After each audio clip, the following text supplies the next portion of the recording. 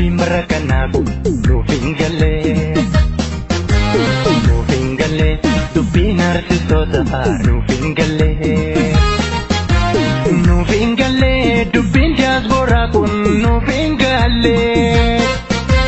Nakkaaleensa akka qeerransa barooda baane akka loonii marracha galuuni.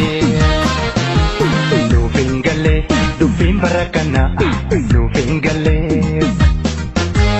Nuuf hin galle dubbiin artistoota nuuf hin galle. Nuuf hin galle dubbiin diasporaa kun nuuf hin galle. Akka goota akka dhiiraa daadachaa baane akka saree gurrurraa galuuni. Seenirraa bareeda mooree gochaan kuni. Seenirraa meegaama mooree dubbiin kuni. Nama daabboo sumuunidha garaa keetiif jecha sadoofduusuun.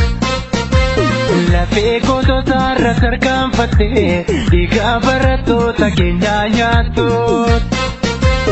Maqaa gaarii seenaa boonsaa Oromoon si beeku si jaallatuun. Nama maqaa kee balleessituun seenaa kan kee xureessituun duutee baddee maaf biyyeen taatu. Nama maqaa kee balleessituun seenaa kan kee xureessituun duutee baddee maaf biyyeen taatu. Lubbuu eebbisa kaanaa wayyeessaa jaaljaarso waaqoo lamuu qixxeessa. Burriisoo borruu lakkatee wakiifaa kabbadaa badaanii dirribee jifaarfaa. Dhiiga barattoota sosoo laaltanii diina Oromootiin wal taatanii. Dhiiga Oromoo nyaachuuf biyya galtanii arguudhaaf jirra borruma keessanii. Lafti isin har'aa deebistanii qarshii isin ittiin guyyoomfamtanii.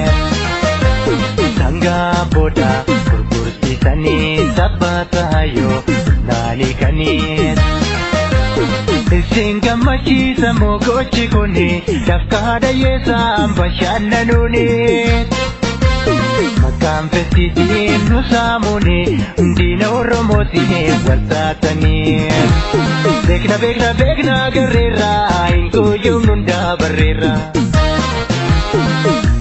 Osoo nyaattanii osoo dhugdanii jireenya qananii osoo jiraattanii akkamiin jabeettu kan maakalaawwiif qaallitti jiranii ifa aduu arguudhaaf hoggayyuu hawwanii. Kachana saba Oromoo kan bosona jiru wabookoo akkamiin dagattu kan beelaa fi dheebuu qorraan dararamu.